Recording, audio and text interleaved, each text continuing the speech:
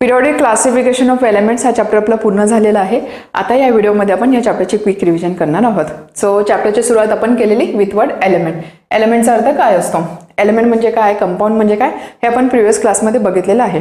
Element म्हणजे काय, असा सबस्टन्स असतो की त्याचं कन्व्हर्जन किंवा त्याचं ब्रेकडाऊन दुसऱ्या एखाद्या सबस्टन्समध्ये करणं पॉसिबल नसतं, किंवा आपण असं बोलू शकतो सिम्पलेस्ट सबस्टन्स असतो त्या सबस्टन्सला आपण बोलतो एलिमेंट. एलिमेंट हे सगळे एकाच प्रकारचे ॲटमचे बनलेले असतात.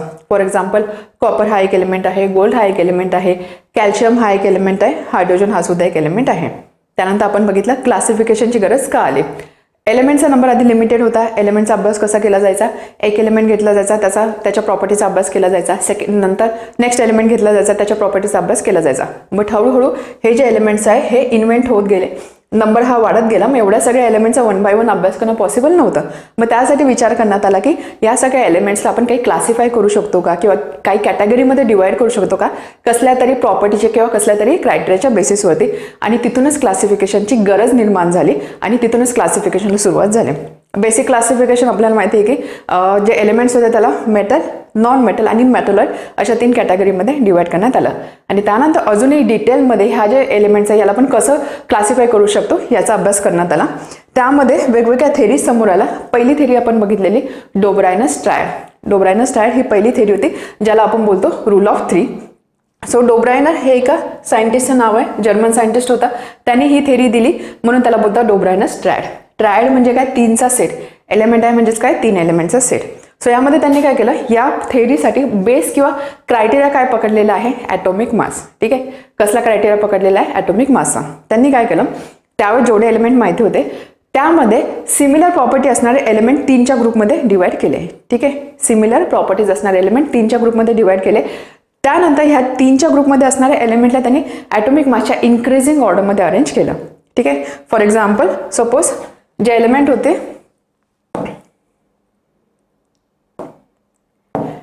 सपोज ए बी सी असे 3 एलिमेंट होते. या 3 एलिमेंटच्या प्रॉपर्टीज किंवा केमिकल प्रॉपर्टीज सिमिलर होता. या तिघांना त्यांनी एका ग्रुपमध्ये टाकलं. 3चा ग्रुप आहे म्हणून याला काय बोलतात, ट्रायड.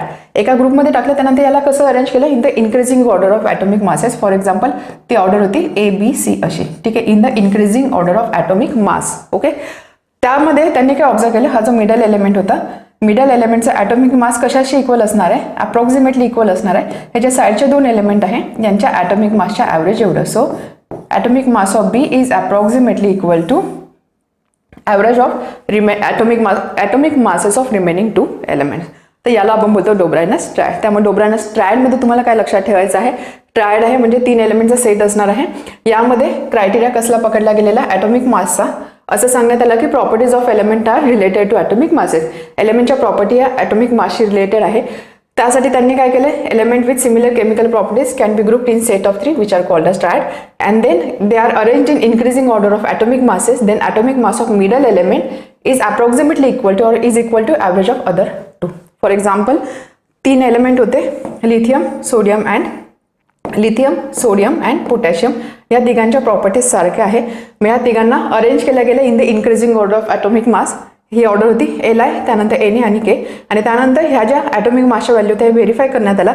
तर असं बघण्यात आलं की लिथियम आणि के यांच्या ॲटॉमिक मासचा ॲव्हरेजची व्हॅल्यू आहे ती इक्वल आलेली मिडलला असणाऱ्या सोडियमच्या ॲटॉमिक मास एवढी. ठीक आहे, तर याला आपण बोलतो डोब्रायनस ट्रायड. याच्या अजून आपण 1-2 एक्झाम्पल पण बघितलेले, कॅल्शियम, त्यानंतर strontium, beryllium, chlorine, bromine, iodine, यामध्ये सुद्धा हे ॲप्लिकेबल होतं. तर यामध्ये ह्या ज्या व्हॅल्यूज होत्या ह्या अप्रॉक्सिमेटली इक्वल होत्या. एक्झॅक्ट व्हॅल्यू मिळाली नाही बट व्हॅल्यू जवळपास होत्या. बट यामध्ये सुद्धा आपण काही डिमेरिट्स बघितले किंवा ह्या थेरीचे काही प्रॉब्लेम बघितले. प्रॉब्लेम काय होता, ही जी थेरी होती सगळ्या एलिमेंटला अप्लिकेबल नव्हती. For example magnesium, calcium and strontium हे 3 एलिमेंट यांच्या प्रॉपर्टीज सिमिलर आहे. त्यामुळे जर आपण याला 3च्या ग्रुपमध्ये अरेंज केलं आणि इन्क्रीजिंग ऑर्डर ऑफ ॲटॉमिक मासच्या अकॉर्डिंग जर त्याला आपण ठेवलं तर मिडल एलिमेंटचा ॲटॉमिक मास या दोघांच्या ॲटॉमिक मासच्या ॲव्हरेज एवढं येत नाही. फॉर एक्झाम्पल कॅल्शियमचा ॲटॉमिक मास आहे 40.1, बट ज्यावेळेस आपण यांचं ॲव्हरेज फाईंड करू ते व्हॅल्यू होते 50.95, विच इज ह्यूज डिफरन्स. आणि म्हणून या ठिकाणी ही थेरी ॲप्लिकेबल नव्हती. म्हणजे आपण असं बोलू शकतो की इट कुड not classify all non element. जेवढे एलिमेंट माहिती होते त्या सगळ्या एलिमेंटचं या पद्धतीने क्लासिफिकेशन पॉसिबल नव्हतं. इव्हन त्यानंतर even only a few elements could be grouped in this way. फक्त काही एलिमेंट या पद्धतीने ग्रुप करण्यात आले. हे सगळं आपण बघितलं डोब्रायनर ट्रायडमध्ये. डोब्रायनर आणि ट्रायड म्हटलं तीनचा सेट म्हणजेच काय, सिमिलर प्रॉपर्टीज असणारे एलिमेंट आणि त्याला इन्क्रीजिंग ऑर्डर ऑफ ॲटॉमिक मासमध्ये अरेंज करायचा. मिडलचा ॲटॉमिक मास हे बाकीच्यांच्या ॲटॉमिक मासच्या ॲव्हरेज एवढं असणार आहे. त्याचे 2 एक्झाम्पल लक्षात ठेवायचे.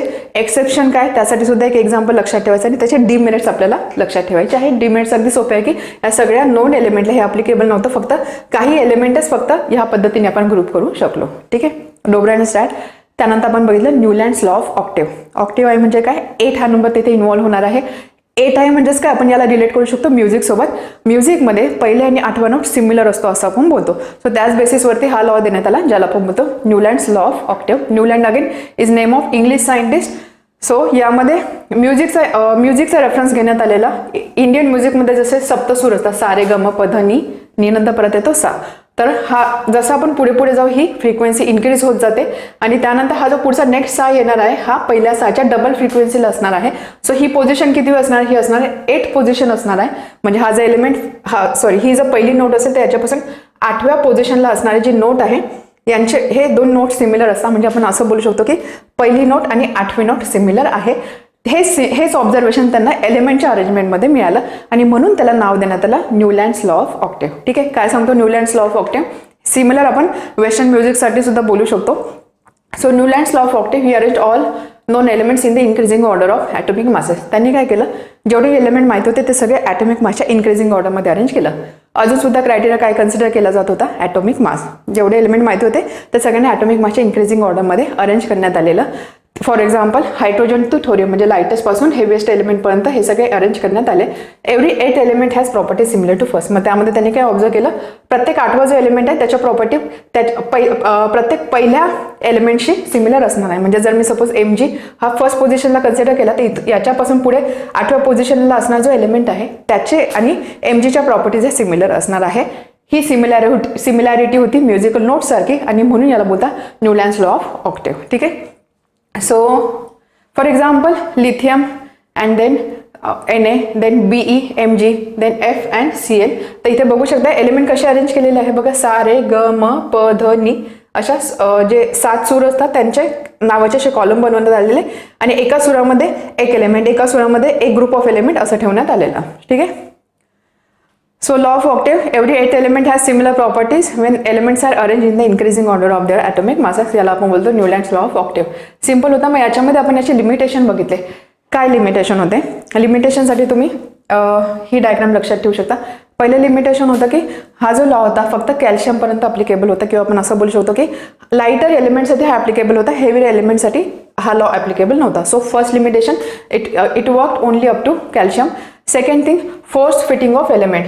फोर्स फिटिंग ऑफ एलिमेंट त्यांनी काय केलं, बऱ्याच ठिकाणी एकाच बॉक्समध्ये 2-2 एलिमेंट फिट केलेले आहे. फोर्सफुली एकाच बॉक्समध्ये 2 एलिमेंट पुट केले सो दॅट जेवढे नॉन एलिमेंट होते ते सगळे ह्या टेबलमध्ये तो अरेंज करू शकेल. सो सेकंड लिमिटेशन होतं force fitting of element. So to fit all elements ही plus 2 elements in 1 box. For example cobalt nickel, त्यानंतर CnLa हे एक्झाम्पल आपण देऊ शकतो. त्यानंतर थर्ड लिमिटेशन होतं रॉंग ग्रुपिंग. त्यांनी एलिमेंटचं ग्रुपिंग सुद्धा रॉंग केलेलं. फॉर एक्झाम्पल आता इथे कोबाल्ट आणि निकेल आहे. ठीक आहे, कोबाल्ट निकेल कशासोबत आहे, फ्लोरीन आहे, क्लोरीन आहे. फ्लोरीन हे हॅलोजन असतात. कोबाल्ट निकेल हे काय मेटल आहे. या उलट जर तुम्ही बघितली इथे फेरस तुम्हाला दिसत आहे. फेरस सुद्धा काय आहे, मेटल आहे.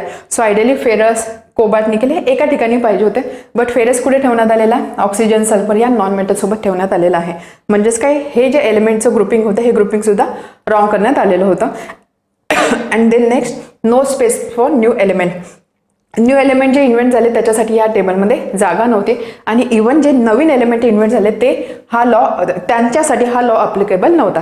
हे 4 लिमिटेशन आपण सांगू शकतो. पहिला law was applicable only up to calcium. Then forceful fitting of elements. त्यानंतर जे एलिमेंट्स होते त्याचं ग्रुपिंग सुद्धा रॉंग होतं. एक्झाम्पल हे तुम्ही देऊ शकता. आणि त्यानंतर no space for new elements. असे 4 की लिमिटेशन आपण इथे मेन्शन करू शकतो. ठीक आहे, न्यूलँड्स लॉ ऑफ ऑक्टेव्ह. त्यानंतर नेक्स्ट आपण काय बघितलं, मेंडेलिव्हज पिरियॉडिक टेबल. मेंडेलिव्हज पिरियॉडिक टेबल हा टेबल खूप सिग्निफिकंट कन्सिडर केला जातो. मेंडेलिव्ह इज अ रशियन सायंटिस्ट. त्यांनी काय केलं, त्यावेळेस 63 एलिमेंट्स माहिती होते. या सगळ्या 63 नोन एलिमेंटचा स्टडी केला. प्रत्येक एलिमेंट त्यांनी एका कार्डवरती लिहिलं. प्रत्येक एलिमेंट त्या एलिमेंटचं ॲटॉमिक मास त्याच्या प्रॉपर्टीज कार्डवर लिहिलेल्या, त्यानंतर या सगळ्या एलिमेंटला त्यांनी ॲटॉमिक मासच्या इन्क्रीजिंग ऑर्डरमध्ये अरेंज केलं. इथे सुद्धा कसला रेफरन्स घेण्यात आलेला आहे, ॲटॉमिक मासचा. ॲटॉमिक मासच्या इन्क्रीजिंग ऑर्डरमध्ये यांना सगळ्या कार्ड्सला त्यांनी अरेंज केलं आणि त्यानंतर त्यांना ह्या सगळ्या कार्ड्सला किंवा या सगळ्या एलिमेंट्सला त्यांनी एका टेबलच्या फॉर्ममध्ये कन्वर्ट केलेलं आणि त्याहून आपल्याला मिळाला मेंडेलिव्स पिरियडिक टेबल. ठीक आहे. So Mendeleev's periodic table he studied 63 known elements. He wrote each element on a separate card with its atomic mass, arranged them in the increasing order of atomic mass. सगळे जे elements आहेत ते atomic मासच्या increasing ऑर्डरमध्ये arrange केले. Then he organise them into periodic table using chemical and physical property. त्यानंतर हे जे सगळे एलिमेंट्स होते त्याला त्यांनी ऑर्गनाइज केले in the form of table. त्यासाठी बेसिस घेतला प्रॉपर्टीचा, physical and chemical properties. So या फिजिकल केमिकल प्रॉपर्टीजमध्ये त्यांनी mainly oxide, hydride, melting point, boiling point, density अशा सगळ्या प्रॉपर्टीचा अभ्यास केलेला. सो त्यांची डिस्कवरी काय होती किंवा त्यांनी काय नोटीस केलं, Mendeleev noticed that properties repeat after certain interval. So properties of element are periodic function of their atomic masses. एलिमेंटच्या प्रॉपर्टी ह्या त्यांच्या ॲटॉमिक मासवरती डिपेंड करतात आणि त्याचं ते पिरियडिक फंक्शन असतं किंवा आपण असं बोलू शकतो की एका पर्टिक्युलर इंटरवल नंतर ह्या प्रॉपर्टीज रिपीट होतात किंवा सिमिलर प्रॉपर्टीज आपल्याला एलिमेंटच्या दिसतात. यालाच आपण बोलतो मेंडेलिव्स पिरियडिक लॉ. ठीक आहे. यामध्ये सुद्धा लक्षात ठेवायचं ॲटॉमिक मास. ऑक्टेव्हमध्ये आपल्याला क्लिअर सांगितलं होतं की पहिला आणि 8व्या एलिमेंटच्या प्रॉपर्टी सिमिलर असतात, बट इथे तसं सांगितलेलं नाही. इथे सांगितलेलं की पिरियॉडिकली त्या रिपीट होतात किंवा पिरियॉडिक फंक्शन असतं ॲटॉमिक मासच्या. ठीक आहे. याला आपण बोलतो मेंडेलिव्स पिरियडिक लॉ. त्यानंतर आपण एक जस्ट क्विकली स्ट्रक्चर बघितलेलं. तर यामध्ये आपण बघितलं की जे वर्टिकल कॉलम होते याला आपण ग्रुप बोलत होतो. हॉरिझॉन्टल रो जे होता त्याला आपण पिरियड बोलत होतो. त्यानंतर एलिमेंट जे होते ते त्यांच्या प्रॉपर्टीच्या अकॉर्डिंग अरेंज केलेले होते. फॉर एक्झाम्पल ग्रुप 1 जो होता याच्यामध्ये जे एलिमेंट आहे त्यांच्या ऑक्साईड ज्यांचे सिमिलर असतात ते इथे अरेंज केलेले. त्यानंतर आरो या फॉर्ममध्ये जो ऑक्साईड असेल ते ग्रुप 2 मध्ये अरेंज केलेले. अशा पद्धतीने एलिमेंटची अरेंजमेंट केलेली होती. ठीक आहे. त्यानंतर याचे आपण मेरिट्स बघितलेले, म्हणजे याचे प्लस पॉईंट काय होते किंवा ॲडव्हान्टेज काय होतं किंवा आत्तापर्यंत जेवढ्या थेरीज दिलेल्या होत्या त्यापेक्षा ह्या थेरीमध्ये काय चांगलं होतं ते आपण डिस्कस केलेलं. Merits of Mendeleev's periodic law. यांनी काय केलेलं, फर्स्ट थिंग त्यांनी ॲटॉमिक मासचं करेक्शन केलेलं. एलिमेंटच्या ॲटॉमिक मासचं करेक्शन केलेलं. फॉर एक्झाम्पल बेरिलियमचं mass was corrected from 14.09 to 9.4. बेरिलियमचा मास आधी 14.09 कन्सिडर केलं जायचं आणि बोरॉनचा मास असतो 11. त्यामुळे काय होतं, आधी बोरॉनच्या नंतर बेरिलियमची पोझिशन येत होती, बट ज्यावेळेस हे करेक्शन करण्यात आलं ती व्हॅल्यू झाली 9.4. म्हणजेच काय, बेरिलियम आता बोरॉनच्या आधी ठेवण्यात आलेलं. इथे बघू शकता बेरिलियम 9.4, बोरॉन 11. बोरॉनच्या आधी बेरिलियम आहे. हे करेक्शन त्यांनी केलं ॲटॉमिक मासमध्ये असणारं. सेकंड, ही प्रेडिक्टेड अननोन एलिमेंट. त्यांनी काय केलं, ह्या टेबलमध्ये तुम्ही बघू शकता इथे एम्प्टी स्पेसेस दाखवलेले आहे. ठीक आहे. तर त्यांना माहीत नव्हते इथे काय प्रेझेंट असणार आहे, बट त्यांनी प्रेडिक्ट केलं की इथे काहीतरी एलिमेंट प्रेझेंट असणार आहे आणि म्हणून त्यासाठी त्यांनी असे एम्प्टी स्पेसेस ठेवले. आणि इव्हन फक्त त्यांनी हे प्रेडिक्ट नाही केलं की इथे एलिमेंट प्रेझेंट असेल, त्यांच्या प्रॉपर्टीज सुद्धा त्यांनी प्रेडिक्ट केलेल्या. फॉर एक्झाम्पल त्यांनी 3 एलिमेंट प्रेडिक्ट केले होते ज्याला त्यांनी नावं दिलेलं आहे. एका बोरॉन, एका ॲल्युमिनियम अँड एका सिलिकॉन. एका म्हणजे काय, 1 संस्कृत वर्ड आहे, एका म्हणजे 1. सो एका ॲल्युमिनियम, एका बोरॉन, एका सिलिकॉन असे नावं दिलेले त्यांनी. आणि त्यानंतर त्या पोझिशनला असणाऱ्या एलिमेंटची ज्यावेळेस डिस्कवरी झाली त्या एलिमेंटच्या प्रॉपर्टीज, त्या एलिमेंटचे ॲटॉमिक मास या प्रेडिक्शनला मॅच झाले. फॉर एक्झाम्पल एका ॲल्युमिनियमचे त्यांनी या प्रॉपर्टीज सांगितलेल्या होत्या, including atomic mass, density, melting point. आणि ज्यावेळेस त्या पोझिशनला असणारे एलिमेंट म्हणजे गॅलियमचा शोध लागला, त्याच्या प्रॉपर्टीज ऑलमोस्ट सिमिलर होत्या किंवा ऑलमोस्ट ह्या ज्या व्हॅल्यूज आहे या सगळ्या व्हॅल्यूज मॅच झालेल्या. म्हणजेच काय, त्याने ॲक्युरेटली या सगळ्या जे अननोन एलिमेंट होते त्याचं प्रेडिक्शन केलेलं. दिस वॉज थर्ड पॉईंट. आणि त्यानंतर नेक्स्ट आहे accommodation of noble gases. Nobel गॅससाठी टेबलमध्ये कुठे स्पेस नव्हता, त्याची डिस्कवरी नंतर झाली. बट पूर्ण टेबल डिस्टर्ब न करता फक्त एक एंडला एक कॉलम ॲड करण्यात आला आणि तिथे नोबेल गॅसची प्लेसमेंट करण्यात आली. म्हणजेच काय, नोबेल गॅस सुद्धा टेबलमध्ये इन्क्लूड झाले विदाउट डिस्टर्बिंग होल टेबल. तर हे होते याचे ॲडव्हान्टेजेस किंवा मेरिट्स. ठीक आहे. So demerits of Mendeleev's periodic table. मेंडेलिव्हच्या पिरियडिक टेबलमध्ये आपल्याला काय ड्रॉबॅक्स दिसले किंवा काय फ्लॉज दिसले ते सुद्धा आपण डिस्कस केलेलं. त्यामध्ये फर्स्ट आपण बघितलेलं कोबाल्ट आणि निकेल यांच्या पोझिशनमध्ये काहीतरी गडबड होती. गडबड कशी होती, कोबाल्ट आणि निकेल या दोघांचा whole number atomic mass similar आहे 59. एक्झॅक्ट व्हॅल्यूज आपण बघितली. कोबाल्टसाठी ती व्हॅल्यू असते 58. कोबाल्टसाठी ती व्हॅल्यू असते 58.93 आणि निकेलसाठी व्हॅल्यू असते 58.71. आपण ॲटॉमिक मासच्या इन्क्रीजिंग ऑर्डरमध्ये अरेंज करत आहोत. त्यामुळे आधी काय आला पाहिजे, निकेल. निकेल नंतर कोबाल्टचे पोझिशन पाहिजे.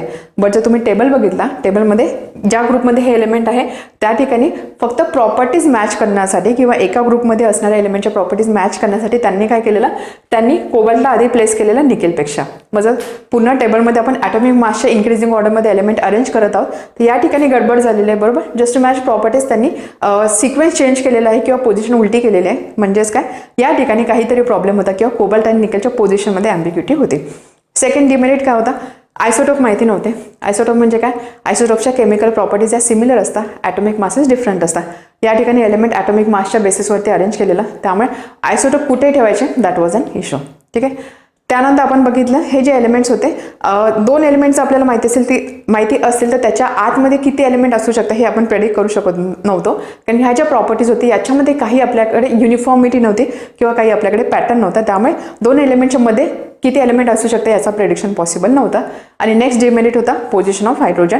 हा प्रॉब्लेम अजून सुद्धा मॉडर्न पिरियोडिक टेबलमध्ये सॉल्व्ह झालेला नाही. हायड्रोजनची पोझिशन कुठे असतात त्यामध्ये सुद्धा प्रॉब्लेम होता की हायड्रोजनचे एक्झॅक्ट पोझिशन लोकेट करणं या टेबलमध्ये सुद्धा पॉसिबल झालं नाही. So demerits, ambiguity between cobalt and nickel, then isotopes were not known, uneven atomic mass increase, atomic mass do not increase uniformly, so it was hard to predict how many elements could be present between 2 elements. आणि last होता हायड्रोजनची position unclear होती, कारण hydrogen alkali metal सारखा सुद्धा behave करतो, hydrogen halogen सारखा सुद्धा behave करतो. म्हणजे ग्रुप 1 किंवा या टेबलच्या अकॉर्डिंग ग्रुप 7 सारखा तो बिहेव करत होता.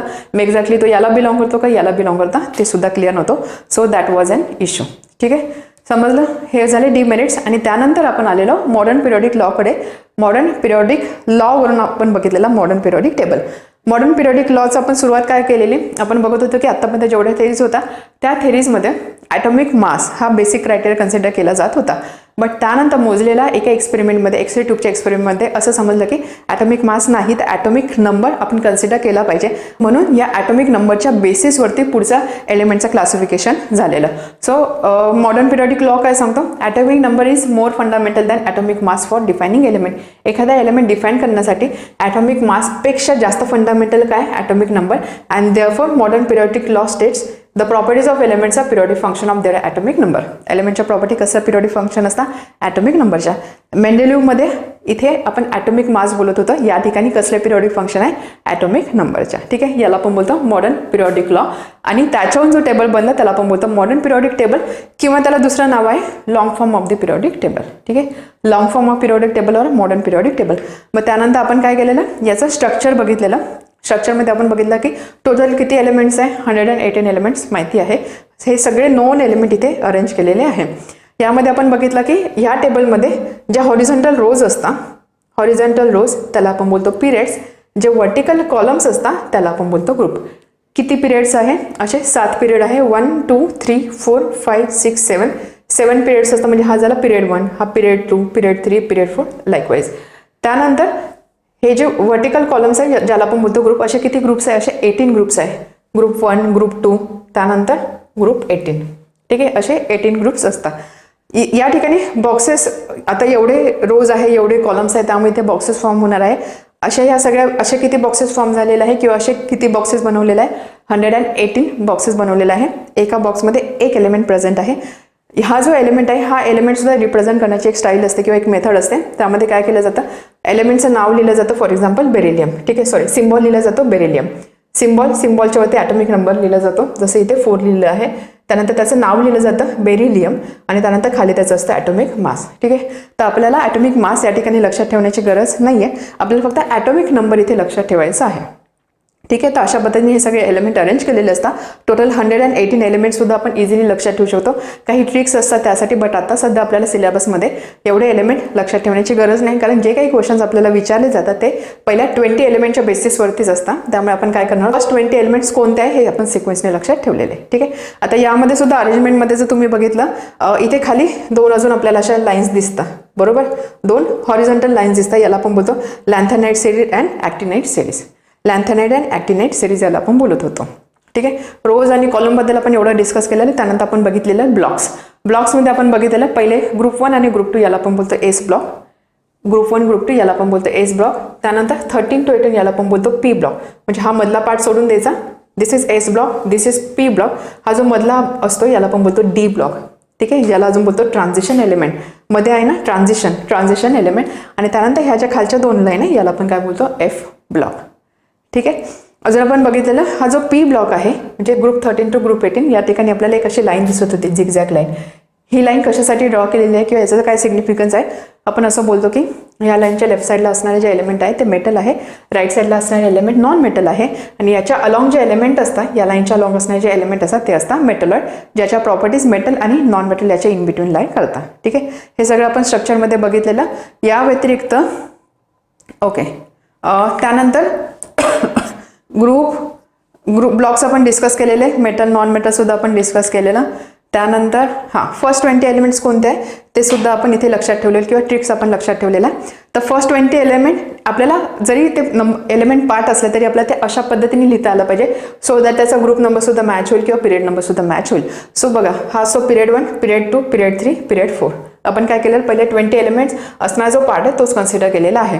तर यामध्ये आपण सुरुवात करतो हायड्रोजनपासून. पहिला असतो हायड्रोजन इथे लिहायचा. सगळ्यात आधी आपण असं हे बघूया की सिक्वेन्सने आपण हे एलिमेंट कसे लक्षात ठेवू शकतो. त्यासाठी आपण 2 सेंटेन्स बनवलेले होते. फर्स्ट सेंटेन्स काय होता, आपण बोलत होतो की हहेली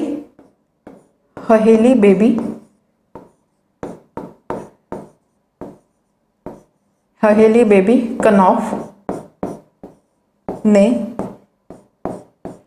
कहा. ठीक आहे, आपण एक इमॅजिनरी नाव घेतलेलं हहेली. सो हहेली बेबी कनॉफने कहा. कहा एक्स्ट्रा पार्ट आहे जस्ट टू कनेक्ट 2 सेंटेन्सेस. काय सांगितलं तिने, नामा आलसी, नामा आता एम ए तर एलिमेंट नसतो इथे घेणार आपण एमजी. नामा आलसी फिर से कॉलेज और कबड्डी कैप्टन बना. नामा आळशी आहे तरी सुद्धा तो कॉलेज आणि कबड्डीचा कॅप्टन बनला. असे 2 सेंटेन्स आपल्याला सिक्वेन्सने लक्षात ठेवायचे आहे.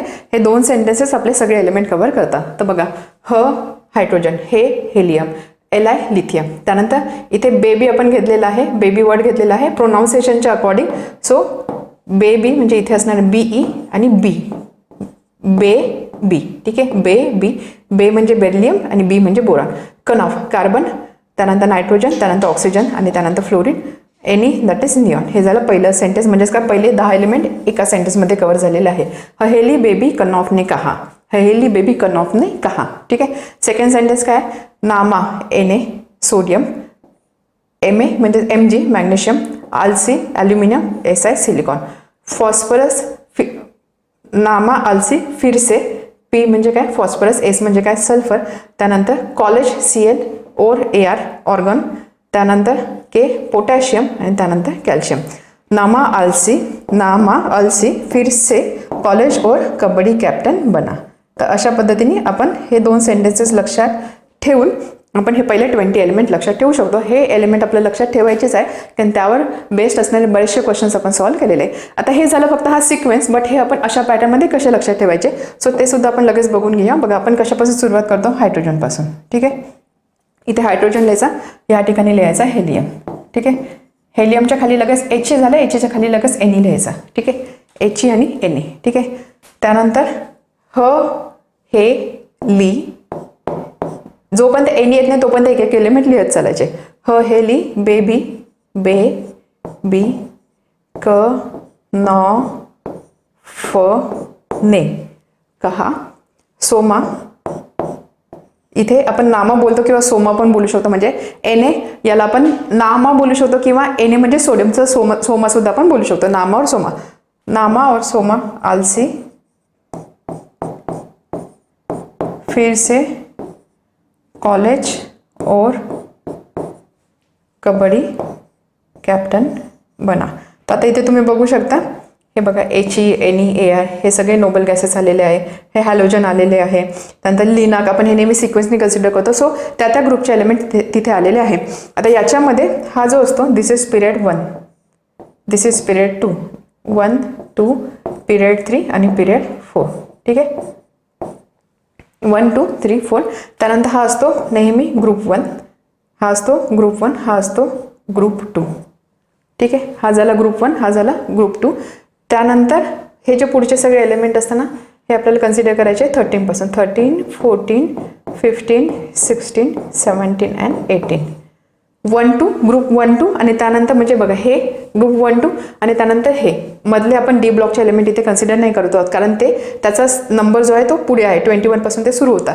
सो नेहमी लक्षात ठेवा जेव्हा आपण हे सिक्वेन्सने लिहू तेव्हा हा ग्रुप 1 आहे हा ग्रुप 2 आहे पुढचे 13 to 18 असणार आहे. ठीक आहे. त्यानंतर अजून एक गोष्ट याची आपल्याला आपण हे ॲटॉमिक नंबरच्या इन्क्रीजिंग ऑर्डरमध्ये लिहित आहोत त्यामुळे याचा ॲटॉमिक नंबर आहे 1 याचा आहे 2 1 2 3 4 5 6 7 8 9 10 11 12 13 14 15 16 17 18 19 20.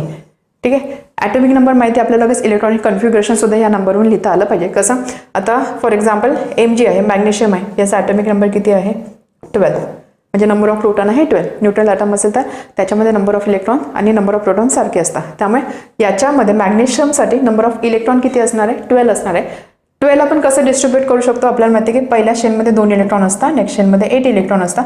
नेक्स्ट शेलची कॅपॅसिटी असते 8 इलेक्ट्रॉनची टोटल आहे 12 2 + 8 10 म्हणजे राहिलं किती 2. सो याचं कन्फिग्युरेशन काय असणार आहे 282. तर अशा पद्धतीने या 20 एलिमेंटमध्ये 20 एलिमेंटपैकी कोणत्या एलिमेंटचं आपण इलेक्ट्रॉनिक कन्फिग्युरेशन लिहू शकतो. फॉर एक्झाम्पल सल्फरचा नंबर काय 16 इलेक्ट्रॉन आपल्याला पाहिजे. पहिल्या शेलमध्ये 2 इलेक्ट्रॉन असणार आहे नेक्स्ट शेलमध्ये 8 इलेक्ट्रॉन असणार आहे 2 + 8 10 राहिले किती 6 म्हणजे थर्ड शेलची कपॅसिटी असते 8ची याच्यामध्ये किती इलेक्ट्रॉन तो अकॉमोडेट करणार आहे 6. त्यामुळे सल्फरसाठी इलेक्ट्रॉनिक कन्फिग्युरेशन काय असणार आहे 286. ठीक आहे. अजून एक गोष्ट आपण यामध्ये बघितलेली की जसं बघा Na किंवा आपण हा पिरियड 2 कन्सिडर करूया पिरियड 1 पिरियड 2. पिरियड 2 जर कन्सिडर केला जर मी कार्बन बघितला पिरियड 2 मध्ये कार्बन आहे सो कार्बनचं इलेक्ट्रॉनिक कन्फिग्युरेशन असतं 2 4. ठीक आहे. नेक्स्ट जर आपण पिरियड कन्सिडर केला सिलिकॉनचं इलेक्ट्रॉनिक कन्फिग्युरेशन असतं 284. त्याच्या खालचा जर आपण एलिमेंट कन्सिडर केला तर इथे तुम्ही बघू शकता काय होतं जसं जसं आपण खाली जातो एक एक नवीन शेल ॲड होत आहे. इथे 2 शेल होत आहे इथे 3 शेल झाले अजून खाली आल्यावर 4 शेल होणार आहे. म्हणजे आपण जसं टॉप टू बॉटम जातो किंवा जसं जसं आपण खाली जातो एक एक पिरियडच्या अलॉंग जातं तशी तशी नवी शेल ॲड होते. त्यामुळे एका पिरियडमध्ये असणाऱ्या सगळ्या एलिमेंटसाठी नंबर ऑफ शेल या सारखे असतात. या ठिकाणी हा जो पिरियड 3 आहे याच्यामध्ये किती शेल आहे प्रत्येक एलिमेंटसाठी 3 शेल आहे. बघा इथे P इलेक्ट्रॉनिक कन्फिग्युरेशन आहे 285 S इलेक्ट्रॉनिक कन्फिग्युरेशन आहे 286 1 2 3 1 2 3 एका पिरियडमध्ये असणारा म्हणजे पिरियड 3 मध्ये असणारा प्रत्येक एलिमेंटचे नंबर ऑफ शेल किती आहे 3 आहे. हे जर तुम्ही खाली आले या ठिकाणी आले तर या पिरियडमध्ये असणारे प्रत्येक एलिमेंटचे नंबर ऑफ शेल किती असणार 4 असणार आहे. यावरून आपण पॅटर्न काय बोलतो एका पिरियडमध्ये असणारे जे एलिमेंट्स असतात त्यासाठी असणारे नंबर ऑफ शेल सारखे असतात आणि जसं आपण नेक्स्ट पिरियडला एंट्री करतो तशी एक एक शेल ॲड होत जाते. ठीक आहे. अजून एक गोष्ट आपण ऑब्झर्व केलेली की एका ग्रुपमध्ये असणारे जे एलिमेंट असतात याच्या आउटरमोस्ट शेलमध्ये जे इलेक्ट्रॉन असतात किंवा बॅलन्स इलेक्ट्रॉन असतात ती व्हॅल्यू सुद्धा सारखी असते. फॉर एक्झाम्पल जर मी N आणि P कन्सिडर केला Nची व्हॅल्यू Nसाठी इलेक्ट्रॉनिक कन्फिग्युरेशन काय आहे 25 P 285 याच्यासाठी नंबर 5 आहे याच्यासाठी नंबर 7 आहे ॲटॉमिक नंबर यासाठी नंबर आहे 15 सो 285 2 + 8 10 + 5 2 + 5 7. नंबर ऑफ व्हॅलन्स शेलमध्ये किती इलेक्ट्रॉन आहे 5 आणि 5. तुम्ही कोणताही ग्रुप कन्सिडर करा त्यामध्ये असणारे 2 एलिमेंट कन्सिडर करा प्रत्येक ठिकाणी व्हॅलन्सी ही सारखीच असणार किंवा नंबर ऑफ व्हॅलन्स इलेक्ट्रॉन हे सारखे असणार आहे. हा सुद्धा पॅटर्न आपण इथे बघितलेला आहे. ठीक आहे. हे सगळं आपण डिस्कस केलेलं 20 एलिमेंट्स आपण बघितलेले आणि त्यानंतर आपण हे जे एलिमेंट्स होते काही बऱ्याचदा अल्कली मेटल अल्कलाईन मेटल अशा पद्धतीने ग्रुपचे नाव मेन्शन केलेलं असतात. सो ते सुद्धा आपण क्विकली बघितलेलं. आपण बघितलं की हायड्रोजनची पोझिशन इथे असते. ठीक आहे. हायड्रोजन ॲक्च्युली नॉन मेटल आहे हायड्रोजन नॉन मेटल आहे बट तरीसुद्धा त्याची पोझिशन इथे दाखवलेली आहे. हा हायड्रोजन अल्कली मेटलच्या अभाव असतो असं आपण बोलतो. आता त्यानंतर आपण बघितलेला अल्कली मेटलचा ग्रुप म्हणजे हायड्रोजनची पोझिशन इथे आहे. त्यानंतर हा जो ग्रुप असतो ग्रुप 1चे हे जे एलिमेंट असतात याला आपण बोलतो अल्कली मेटल. त्याच्या शेजारी जे असतात याला आपण बोलतो अल्कलाईन अर्थ मेटल. ठीक आहे. Hydrogen alkali metal alkaline earth metal. त्याच्यानंतर हे जे एलिमेंट्स असतात याला आपण काय बोलतो ट्रान्झिशन मेटल. या सगळ्यांना आपण ट्रान्झिशन मेटल बोलतो. ही असते लॅन्थेनाइट सिरीज ही असते ॲक्टिनाइट सिरीज. त्यानंतर आपण एक एक ग्रुप बघितलेला लॅन्थेनाइट ॲक्टिनाइट त्यानंतर बोरॉन ग्रुप झाला त्यानंतर इथे कार्बन ग्रुप होता त्यानंतर या ठिकाणी नायट्रोजन ग्रुप होता त्यानंतर ऑक्सिजन ग्रुप होता. हे ग्रुप्स आपल्याला लक्षात ठेवण्याची गरज नाही आहे. आणि त्यानंतर होता हॅलोजन ग्रुप. हा ग्रुप इम्पॉर्टंट आहे. हॅलो म्हणजे काय सॉल्ट. सो असे एलिमेंट की जे मेटलसोबत रिॲक्शन घडून आणून सॉल्ट फॉर्म करतात ते एलिमेंट ह्या कॅटेगरीला बिलॉंग करतात किंवा सॉल्ट फॉर्मिंग म्हणून त्याला बोलतात halogen. For example FCl BrI याला आपण बोलतो हॅलोजन. याच्या आउटर मोस्ट शेलमध्ये किती इलेक्ट्रॉन असतात 7 इलेक्ट्रॉन असतात. ठीक आहे. त्यानंतर आपण बघितलेलं नोबल गॅसेस. नोबल गॅसेस म्हणजे असे गॅसेस किंवा असे एलिमेंट की जे कोणत्याच केमिकल रिॲक्शनमध्ये पार्टिसिपेट करत नाही किंवा दुसऱ्या कोणासोबत ते रिॲक्ट होत नाही, कारण त्याचा ऑक्टेट ऑलरेडी कंप्लीट झालेलं असतं, त्याला आपण बोलतो नोबल गॅसेस. ठीक आहे, हे सगळं आपण बघितलेलं. अँड देन आपण बघितलेलं स्ट्रक्चरचा अभ्यास आपण केलेला. त्यानंतर आपण पिरियॉडिक टेबल आणि इलेक्ट्रॉन कन्फिगरेशनचा पॅटर्न सुद्धा बघितला, जो आपण ऑलरेडी डिस्कस केलेला. त्यामध्ये आपण बघितलं की जर आपण ग्रुप आणि इलेक्ट्रॉनिक कन्फिगरेशनचा विचार केला, ग्रुप म्हणजे काय वर्टिकल कॉलम, आणि इलेक्ट्रॉनिक कन्फिगरेशनचा विचार केला, तर आपण बघू शकतो प्रत्येक ठिकाणी आउटर मोस्ट शेलमध्ये आपल्याला सेम नंबर ऑफ इलेक्ट्रॉन दिसत आहे.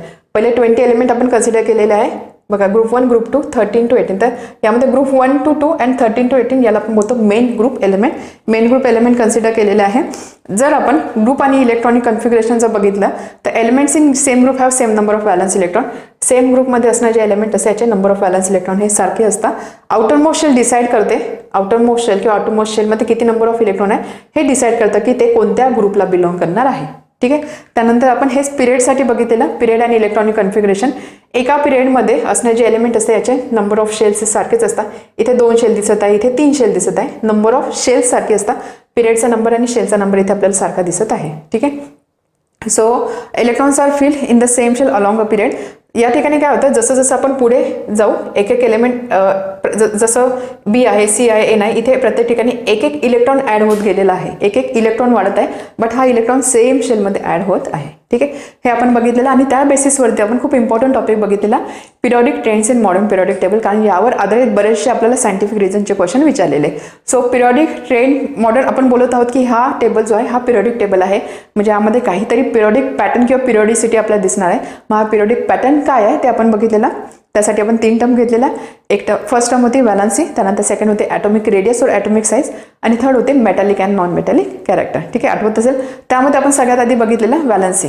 व्हॅलन्सीचा पिरियॉडिक ट्रेंड बघण्याआधी आपण व्हॅलन्सी आणि व्हॅलन्स इलेक्ट्रॉन या दोघांमध्ये असणारा डिफरन्स समजून घेतलेला. व्हॅलन्स इलेक्ट्रॉन म्हणजे काय, आउटर मोस्ट शेलमध्ये किती नंबर ऑफ इलेक्ट्रॉन प्रेझेंट आहे त्याला आपण बोलतो व्हॅलन्स इलेक्ट्रॉन. आणि व्हॅलन्सी म्हणजे काय, त्या ॲटमला स्टॅबिलिटी मिळवण्यासाठी किंवा स्टॅबिलिटी अचीव करण्यासाठी किती नंबर ऑफ इलेक्ट्रॉन शेअर करावे लागणार आहे, लूज करावे लागणार आहे किंवा गेन करावे लागणार आहे त्याला आपण बोलतो व्हॅलन्सी. फॉर एक्झाम्पल सोडियमचं इलेक्ट्रॉनिक कन्फिगरेशन असतं 281. आउटर मोस्ट शेलमध्ये किती इलेक्ट्रॉन आहे, 1 इलेक्ट्रॉन आहे. म्हणजे आपण असं बोलू शकतो या ठिकाणी व्हॅलन्स इलेक्ट्रॉन किती आहे, 1. याची व्हॅलन्सी किती असणार आहे, याला स्टॅबिलिटी पाहिजे आहे, 281 इलेक्ट्रॉनिक कन्फिगरेशन आहे, त्यामुळे स्टॅबिलिटीसाठी तो काय करेल, हा 1 इलेक्ट्रॉन लूज करेल. इलेक्ट्रॉन तो लूज करत आहे, म्हणजेच या ठिकाणी याची व्हॅलन्सी किती झाली, 1.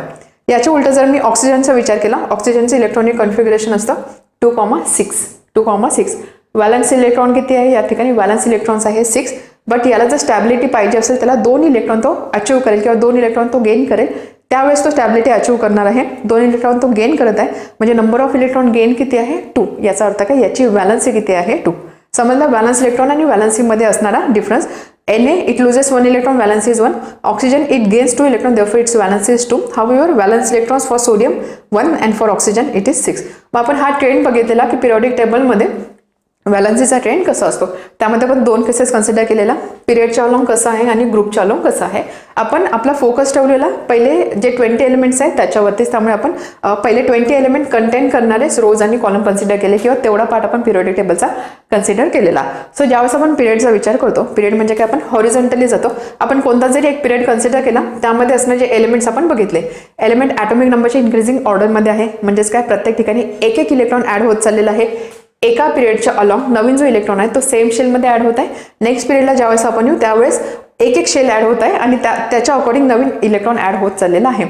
ज्यावेळेस आपण एक पर्टिक्युलर पिरियडचा विचार करतो, फॉर एक्झाम्पल जर मी NaMg, AlSi, PS हे एका पिरियडमध्ये असणारे एलिमेंट कन्सिडर केले, या ठिकाणी जर मी व्हॅलन्सीचा पॅटर्न बघितला तर व्हॅलन्सीचा पॅटर्न मला कसा दिसतो, या ठिकाणी व्हॅलन्सी आहे 1, या ठिकाणी आहे 2, त्यानंतर आहे 3.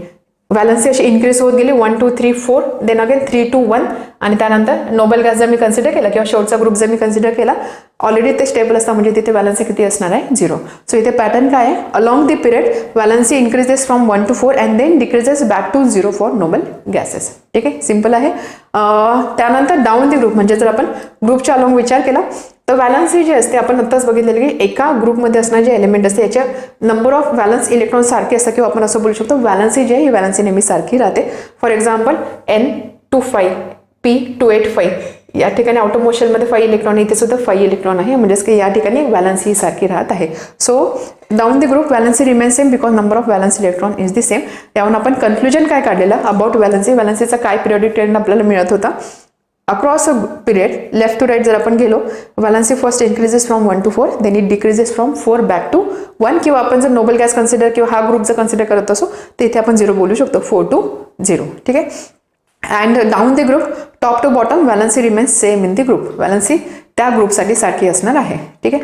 त्यानंतर सेकंड फॅक्टर आपण बघितलं ॲटॉमिक रेडियस. ॲटॉमिक रेडियस म्हणजे काय, सर्कलची रेडियस म्हणजे सेंटर आणि सर्कलचं सर्कमफरन्स यांना जॉईन करणारी जी लाईन असते किंवा हे जे डिस्टन्स असतं त्याला आपण बोलतो ॲटॉमिक रेडियस, त्याला आपण बोलतो रेडियस. मग ॲटॉमिक रेडियस काय असणार आहे, ॲटमची रेडियस, ॲटमचं सेंटर म्हणजे न्यूक्लियस आणि त्या ॲटमचे जे आउटरमोस्ट शेल असणार आहे, न्यूक्लियस आणि आउटरमोस्ट शेल याच्यामध्ये असणार जे डिस्टन्स असतं त्या डिस्टन्सला आपण बोलू शकतो ॲटॉमिक रेडियस, किंवा ज्याला आपण बोलू शकतो ॲटॉमिक साईज.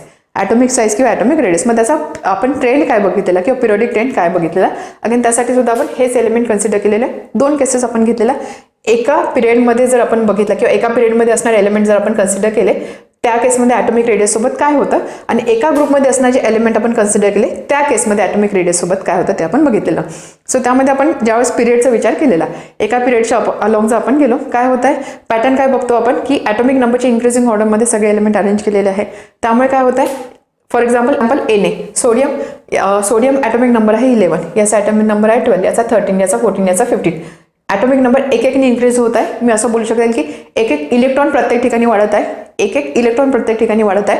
जर मी एका पिरियडचा विचार केला, इथे 1 इलेक्ट्रॉन वाढला, इथे 1 इलेक्ट्रॉन वाढला, इथे 1 इलेक्ट्रॉन वाढला, बट हे सगळे इलेक्ट्रॉन सेम शेलमध्ये ॲड होत आहे. या ठिकाणी 3 शेल दिसत आहे, शेल KLM, इथे सुद्धा KLM KLM KLM, एका शेलमध्ये नवीन इलेक्ट्रॉन ॲड होत आहे. त्यामुळे काय होत आहे, ॲटॉमिक नंबर इन्क्रीज होत आहे, नंबर ऑफ प्रोटॉन किंवा पॉझिटिव्ह चार्ज इन्क्रीज होत आहे. त्यानंतर इलेक्ट्रॉन सुद्धा ॲड होत आहे, बट इलेक्ट्रॉन हे सेम शेलमध्ये ॲड होत आहे. त्यामुळे काय होणार आहे, हा जो न्यूक्लियस असतो हा न्यूक्लियस या इलेक्ट्रॉनला अजून जास्त पॉवरने आपल्याकडे अट्रॅक्ट करण्याचा प्रयत्न करेल किंवा पूल करेल.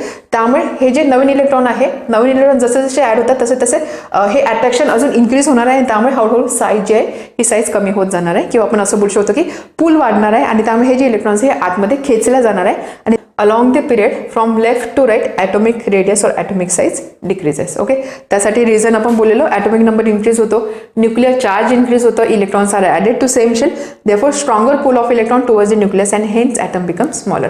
आणि त्यानंतर सेकंड केस आपण बघितलेली डाऊन द ग्रुप. जर आपण डाऊन द ग्रुप आपण कोणताही एक ग्रुप कन्सिडर केला, फॉर एक्झाम्पल ग्रुप 2 जर मी कन्सिडर केला, यामध्ये तुम्ही बघू शकता ग्रुप 2 मध्ये बेरिलियम होता, मॅग्नेशियम होता, कॅल्शियम होता. या ठिकाणी आपण काय ऑब्झर्व करू शकतो, इलेक्ट्रॉनिक कन्फिगरेशन 2-2 आहे, इथे 2-8-2 आहे, इथे 2-8-8-2 आहे. प्रत्येक ठिकाणी एक एक शेल ॲड होत चाललेला आहे. इथे 2 शेल होते, इथे 3 शेल झाली, इथे 4 शेल झालेले आहे. शेल इन्क्रीज होत आहे. रेडियस म्हणजे काय असतं, सेंटर आणि आउटरमोस्ट शेल याच्यामध्ये असणे डिस्टन्स जे असतं त्याला आपण बोलतो ॲटॉमिक रेडियस. नवीन शेल ॲड होत आहे म्हणजेच काय, हे डिस्टन्स हळूहळू वाढणार आहे. त्यामुळे डाऊन द ग्रुप डिस्टन्स वाढत आहे म्हणजेच काय, ॲटॉमिक रेडियस किंवा ॲटॉमिक साईज इन्क्रीज होत आहे. ठीक आहे. कन्क्लुजन आपण काय काढलं ॲटॉमिक रेडियससाठी, ॲटॉमिक रेडियस जर आपण लेफ्ट टू राईट जातो, लेफ्ट टू राईट जाताना ॲटॉमिक रेडियस ही डिक्रीज होत जाते. Along the period atomic radius he decrease होते, आणि down the group atomic radius he increase होते. तर इथे अशी ट्रिक तुम्ही लक्षात ठेवू शकता, प्रत्येक ठिकाणी ॲटॉमिक रेडियस म्हणा किंवा मेटॅलिक नॉन मेटॅलिक कॅरेक्टरमध्ये जे पिरियडच्या अलॉंग होते त्याच्या ऑपोजिट बिहेवियर आपण ग्रुपच्या अलॉंग बोलू शकतो. सो पिरियडच्या अलॉंग ॲटॉमिक रेडियस जी आहे ती डिक्रीज होते, ग्रुपच्या अलॉंग ॲटॉमिक रेडियस इन्क्रीज होते. ठीक आहे. त्यानंतर नेक्स्ट त्यासाठी आपण काही एक्झाम्पल सुद्धा बघितलेले की लिथियम, त्यानंतर NaK यांच्या सायझेस कशा चेंज होत आहे. या ठिकाणी सुद्धा आपण लिथियम, त्यानंतर बोरॉन, त्यानंतर कार्बन, ऑक्सिजन यांच्या रेडियाय काय आहे त्या बघितलेल्या. त्यानंतर थर्ड होता मेटॅलिक नॉन मेटॅलिक कॅरेक्टर. तर यामध्ये आपण बघितलेलं की पिरियडिक टेबलमध्ये या ठिकाणी हायड्रोजन असतं, नॉन मेटल असतो, या साईडचे एलिमेंट मेटल असतं, या साईडचे एलिमेंट नॉन मेटल असतं, आणि याच्या अलॉंग जे मेटल असतं, याच्या अलॉंग जे एलिमेंट असतात ते असतात मेटल. बट हा पॅटर्न आपण कसा डिस्क्राईब करू शकतो. Again metallic non metallic character आपण along the period and down the group बघितलेलं, म्हणजे हॉरिझॉन्टली एका पिरियडमध्ये असणाऱ्या एलिमेंटचा मेटॅलिक नॉन मेटॅलिक पॅटर्नमध्ये काय चेंज होतो, आणि एका ग्रुपमध्ये असणाऱ्या एलिमेंटचं हे बिहेवियर कसं असतं ते आपण बघितलेलं. त्यासाठी आपण इलेक्ट्रोपॉझिटिव्हिटी, इलेक्ट्रोनिगेटिव्हिटी ह्या 2 टर्म बघितलेल्या, आणि त्याच्या आधी आपण इफेक्टिव्ह न्यूक्लिअर चार्ज ही टर्म सुद्धा बघितलेली. इफेक्टिव्ह न्यूक्लिअर चार्ज म्हणजे काय, आपण बोलतो की न्यूक्लियस पॉझिटिव्हली चार्ज असतो. हा जो न्यूक्लियस असतो हा त्याच्या अराउंड असणाऱ्या डिफरंट शेलमध्ये असणाऱ्या इलेक्ट्रॉन्सला काय होल्ड करून ठेवतो. ठीक आहे. जर मी ही शेल कन्सिडर केली, इथे 1 इलेक्ट्रॉन आहे, आणि ही शेल कन्सिडर केली, इथे 1 इलेक्ट्रॉन आहे. आता ह्या न्यूक्लियसने जे फोर्स ऑफ अट्रॅक्शन ह्या इलेक्ट्रॉनवर तो एक्झर्ट करणार आहे किंवा जी पूल असणार आहे ती व्हॅल्यू आणि न्यूक्लियस आणि ह्या शेलमध्ये असणारे इलेक्ट्रॉनवर असणारी जी पूल असणार किंवा फोर्स ऑफ अट्रॅक्शन ह्या ज्या व्हॅल्यूज असतात ह्या व्हॅल्यू सिमिलर नसतात. जेवढा दूर इलेक्ट्रॉन असणार आहे तेवढा फोर्स ऑफ अट्रॅक्शन कमी असणार आहे compared to electron which is in the inner shell. मग आपण असं बोलू शकतो की आउटरमोस्ट शेलमध्ये जो इलेक्ट्रॉन असतो या इलेक्ट्रॉनवर 100% फोर्स ऑफ अट्रॅक्शन वर्क होत नाही. आतमध्ये असणारे हे जे इनर शेल असतात हे या फोर्स ऑफ अट्रॅक्शनला ब्लॉक करतात आणि त्यामुळे इथे हे जे फोर्स ऑफ अट्रॅक्शन असतं किंवा जो न्यूक्लिअर चार्ज असतो हा न्यूक्लिअर चार्ज 100% नसतो, तो काही प्रमाणामध्ये ब्लॉक होता आणि म्हणून हा जो न्यूक्लिअर चार्ज असतो किंवा हे जे फोर्स ऑफ अट्रॅक्शन असतं किंवा ही जी पूल असते या पूलला आपण बोलतो इफेक्टिव्ह न्यूक्लिअर चार्ज. सो थोडक्यात काय, न्यूक्लियस 100% जे फोर्स ऑफ अट्रॅक्शन किंवा पूल आहे हे या आउटरमोस्ट शेलमध्ये असणाऱ्या इलेक्ट्रॉनवरती अप्लाय करू शकत नाही, ते रिड्यूस फॉर्ममध्ये असते. ह्या रिड्यूस पूलला आपण बोलतो इफेक्टिव्ह न्यूक्लिअर चार्ज. ठीक आहे. आणि सेकंड टर्म आपण बघितलेली इलेक्ट्रोपॉझिटिव्हिटी, इलेक्ट्रोनिगेटिव्हिटी. त्यासाठी आपण आयोनिक कंपाऊंडचा रेफरन्स घेतलेला. त्यामध्ये आपण बघितलेला मेटल जो असतो मेटल हा इलेक्ट्रॉन लूज करतो. फॉर एक्झाम्पल Na हा मेटल आहे, इलेक्ट्रॉनिक कन्फिग्रेशन आहे 281. सो मेटल काय करतो, इलेक्ट्रॉन लूज करतो. म्हणजेच काय आपण असं बोलू शकतो मेटलचा इलेक्ट्रो पॉझिटिव्ह ते कॅटायन फॉर्म करता, पॉझिटिव्ह आयन फॉर्म करता. इलेक्ट्रॉन लूज करता निगेटिव्ह चार्ज कमी होतं म्हणजेच काय ते कॅटायन फॉर्म करता किंवा आपण असं बोलतो मेटलचा इलेक्ट्रो पॉझिटिव्ह. याच्या उलटा जर मी नॉन मेटलचा विचार केला, फॉर एक्झाम्पल अगदी सिंपल नावं लक्षात ठेवायचे, मेटल आहे Na आणि नॉन मेटल आहे क्लोरीन. नॉन मेटलचं इलेक्ट्रॉनिक कन्फिग्रेशन असं 287. सो हा काय करतो, स्टॅबिलिटी अचीव करण्यासाठी एक इलेक्ट्रॉन गेन करतो. निगेटिव्हिटी वाढली आहे म्हणजे त्यांनी कोणता आयन फॉर्म केला, त्यांनी निगेटिव्ह आयन फॉर्म केलं म्हणजेच काय त्यांनी ॲनायन फॉर्म केला आणि म्हणून आपण बोलतो non metals are electronegative. So metals electropositive, non metals electronegative. ठीक आहे. ही रिव्हिजन केल्यानंतर आपण बघितलेला ट्रेड. ठीक आहे. पिरियडच्या अक्रॉस आणि ग्रुपच्या अक्रॉस कसा ट्रेंड आपल्याला मिळतो, कशाचा, मेटॅलिक अँड नॉन मेटॅलिक कॅरेक्टरचा. ऑब्वियस होतं आपण काय बोलत होतं, या साईडला मेटल असतं, या साईडला नॉन मेटल असतं, इथे मेटलॉइड असतं. म्हणजे आपण असं बोलू शकतो की लेफ्ट टू राईट जसं आपण जातो, लेफ्ट टू राईट आपण जसं जातो तसं मेटल हळूहळू नॉन मेटलमध्ये कन्वर्ट होतं किंवा हे कॅरेक्टरिस्टिक चेंज होतं. म्हणजे आपण असं बोलू शकतो लेफ्ट टू राईट ज्यावेळेस आपण पिरियडच्या अक्रॉस जातो त्यावेळेस मेटॅलिक कॅरेक्टर डिक्रीज होतं आणि नॉन मेटॅलिक कॅरेक्टर इन्क्रीज होतं. मेटॅलिक कॅरेक्टर डिक्रीज होतं, नॉन मेटॅलिक कॅरेक्टर इन्क्रीज होतं अलॉंग दी पिरियड. किंवा याला अजून आपण असंही जस्टिफाय करू शकतो, left to right in a period जर आपण एक सेम पिरियड कन्सिडर केला आणि लेफ्ट टू राईट जर आपण मूव्ह झालो, नंबर ऑफ शेल इथे सारख्याच राहत आहे. इथे 2 शेल आहे, इथे 2 शेल आहे, इथे 2 आहे, इथे 3 शेल आहे, इथे 3 शेल आहे, इथे 3 शेल आहे. त्यामुळे काय होतं, जो नवीन इलेक्ट्रॉन आहे तो सेम शेलमध्ये ॲड होत आहे, नवीन इलेक्ट्रॉन सेम शेलमध्ये ॲड होत आहे. त्यामुळे आपण बघितलं की ॲटॉमिक रेडियस सुद्धा कमी होते. ॲटॉमिक रेडियस कमी होते म्हणजेच काय, जसं आपण पुढे पुढे जाऊ, जर आपण असे 3 एलिमेंट कन्सिडर केले, ॲटॉमिक रेडियस त्यांची कमी कमी होत चाललेली आहे. म्हणजेच काय, न्यूक्लियस आणि outermost shell, nucleus outermost shell, nucleus outermost shell याच्यामध्ये असणार डिस्टन्स कमी होत आहे. डिस्टन्स जेवढं कमी होणार आहे तेवढा इफेक्टिव्ह न्यूक्लिअर चार्ज काय होणार आहे, इन्क्रीज होणार आहे. बरोबर. डिस्टन्स जेवढं कमी असेल तेवढा जास्त फोर्सने आता हा जो न्यूक्लियस आहे हा या आउटरमोस्ट शेलमध्ये असणार इलेक्ट्रॉनला आपल्याकडे अट्रॅक्ट करणार आहे. म्हणजेच काय आपण असं बोलू शकतो इफेक्टिव्ह न्यूक्लिअर चार्ज जो आहे हा इन्क्रीज होतो. त्यामुळे आता काय होणार आहे, इलेक्ट्रॉन जे आहे अजून जास्त टाईटली पकडून ठेवले जाणार आहे. इलेक्ट्रॉनचे फोर्स ऑफ अट्रॅक्शन जास्त वाढणार आहे. म्हणजे आता जास्त पॉवरने हा न्यूक्लियस इलेक्ट्रॉन आपल्याकडे खेचत आहे किंवा आपण असं बोलू शकतो टाईटली तो होल्ड केलेला आहे. आपण काय बोलतो, मेटल काय करता, मेटल इलेक्ट्रॉन लूज करता. जसं जसं आपण पुढे जाऊ तसं तसं इलेक्ट्रॉन अजून टाईटली पकडलं जाणार आहे. म्हणजेच काय, इलेक्ट्रॉन लूज करण्याची कपॅसिटी काय होणार आहे, कमी होणार आहे. इलेक्ट्रॉन लूज करण्याची कपॅसिटी म्हणजेच काय आपण बोलू शकतो मेटॅलिक कॅरेक्टर. याचाच अर्थ काय, left to right metallic character decrease होतं किंवा आपण असं बोलू शकतो left to right metallic character decrease होतं किंवा नॉन मेटॅलिक कॅरेक्टर इन्क्रीज होतं. मेटॅलिक नॉन मेटॅलिक एकमेकांचे ऑपोजिट असणार आहे. Left to right metallic character decrease होतं किंवा नॉन मेटॅलिक कॅरेक्टर इन्क्रीज होतं. ठीक आहे. So number of shells remains same, nuclear charge increases and atomic radius also decreases, effective nuclear charge increases, so losing electron become difficult and therefore metallic character decreases from left to right. ठीक आहे. त्यानंतर next down the group आपण बघितलेला, जर आपण एका same ग्रुपमध्ये असणारे एलिमेंट जर कन्सिडर केले, प्रत्येक ठिकाणी नवीन शेल ॲड होत आहे. याचाच अर्थ काय, सेंटरपासूनचं सेंटर आणि आउटर मोस्ट शेल याच्यामध्ये असणारा डिस्टन्स इन्क्रीज होणार आहे. इफेक्टिव्ह न्यूक्लिअर चार्ज या ठिकाणी डिक्रीज होणार आहे कारण डिस्टन्स जर इन्क्रीज होत आहे किंवा आपण असं बोललेलो ना की ज्यावेळेस आपण एका ग्रुपच्या अलॉंग बघतो तर त्यावेळेस काय होतं, ॲटॉमिक रेडियस जी आहे इन्क्रीज होत जाते. याचाच अर्थ काय, सेंटर आणि आउटर मोस्ट शेल याच्यामध्ये असणारा डिस्टन्स इन्क्रीज होत आहे. म्हणजे इफेक्टिव्ह न्यूक्लिअर चार्ज किंवा फोर्स ऑफ अट्रॅक्शन आता काय होणार आहे, कमी होणार आहे. याचाच अर्थ काय, इलेक्ट्रॉन आता लूजली होल्ड केले जाणार आहे किंवा इलेक्ट्रॉन तिथे लूजली पकडून ठेवले जाणार आहे. त्यामुळे इलेक्ट्रॉन लूज करणं आता इझी जाणार आहे. इलेक्ट्रॉन लूज करणं म्हणजेच काय, मेटॅलिक कॅरेक्टर. याचाच अर्थ काय, जसं आपण टॉप टू बॉटम जातो इलेक्ट्रॉन लूज करणे इझी जाणार आहे, म्हणजेच काय मेटॅलिक कॅरेक्टर इथे इन्क्रीज होत आहे, किंवा आपण असं बोलू शकतो नॉन मेटॅलिक कॅरेक्टर इथे डिक्रीज होत आहे. ठीक आहे. So top to bottom new shell is added which increases distance from nucleus, effective nuclear charge decreases, valence electron become easier to lose and therefore metallic character increases. ठीक आहे. तेच मी बोललेली, यामध्ये आपल्याला लक्षात जर ठेवायचं असेल left to right metallic character decrease होतं, त्याच्या ऑपोजिट बिहेवियर आपल्याला टॉप टू बॉटम येणार आहे प्रत्येक ठिकाणी. म्हणजे left to right metallic character decrease होत आहे, त्यामुळे या ठिकाणी top to bottom metallic character increase होणार आहे, किंवा आपण असं बोलू शकतो left to right non metallic character increase होत आहे. याचाच अर्थ काय, top to bottom non metallic character decrease होत आहे. ठीक आहे. Metallic electropositivity, non metallic electronegativity. आपण असं बोलतो की मेटलची जेवढी जास्त इलेक्ट्रोपॉझिटिव्हिटी असेल किंवा हायर इलेक्ट्रोपॉझिटिव्ह असेल तो मेटल जास्त रिॲक्टिव्ह असतो.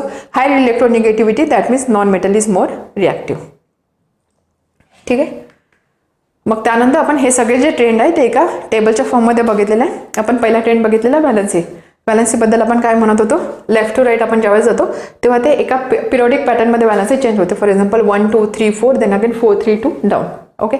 टॉप टू बॉटम जेव्हा जातो त्यावेळेस व्हॅलन्सी सारखे राहते, कारण व्हॅलन्स इलेक्ट्रॉन एका ग्रुपमध्ये असणारे एलिमेंटचे सारखे असतात. सेकंड आपण बघितलेलं atomic radius, left to right ज्यावेळेस आपण जातो from left to right atomic radius कमी होते, त्याच्या opposite behaviour top to bottom असणार आहे. Top to bottom atomic radius काय होणार आहे, ॲटॉमिक रेडियस इन्क्रीज होणार आहे. So decreasing atomic radius from left to right atomic radius decreases, top to bottom atomic radius increases. हा ट्रेंड आपण बघितलेला. त्यानंतर मेटल नॉन मेटॅलिक कॅरेक्टरिस्टिक. पहिल्यांदाच आपण मेटॅलिक कॅरेक्टरिस्टिक्स बघितलं. Left to right metallic characteristic decrease होतं. मेटॅलिक कॅरेक्टरिस्टिक म्हणजेच काय, इलेक्ट्रोपॉझिटिव्हिटी. त्यामुळे आपण असं बोलतो left to right electropositivity decrease होते. त्याच्या ऑपोजिट टॉप टू बॉटम आपण बघितलेलं. टॉप टू बॉटम ज्यावेळेस आपण विचार करू त्यावेळेस मेटॅलिक कॅरेक्टर इन्क्रीज होणार आहे, म्हणजेच काय इलेक्ट्रोपॉझिटिव्हिटी इन्क्रीज होणार आहे. इथे जे होतं त्याचं ऑपोजिट बिहेवियर आपल्याला मिळत आहे. आणि त्यानंतर याच्या ऑपोजिट नॉन मेटॅलिक कॅरेक्टर आपण बघत होतो. Left to right non metallic character increase होत होतं, म्हणजेच काय इलेक्ट्रोनिगेटिव्हिटी इन्क्रीज होत होती. याच्या ऑपोजिट आपल्याला टॉप टू बॉटम येणार आहे. त्यामुळे टॉप टू बॉटम ज्यावेळेस आपण जाऊ त्यावेळेस इलेक्ट्रोनिगेटिव्हिटी किंवा नॉन मेटॅलिक कॅरेक्टर डिक्रीज होणार आहे. ठीक आहे. तर अशा पद्धतीने हा पिरियडिक ट्रेंड आपण एलिमेंटचा बघितलेला होता. आणि त्यानंतर आपण जस्ट ग्रुप 17 हॅलोजन फॅमिलीचे एलिमेंट बघितलेले. त्यामध्ये आपण बघितलं की या फॅमिलीमध्ये असणारे जे एलिमेंट असतात त्याचा जनरल फॉर्म्युला असतो X2 या फॉर्ममध्ये, म्हणजे F2 Cl2 Br2 आयोडीनला आपण बोलतो I2.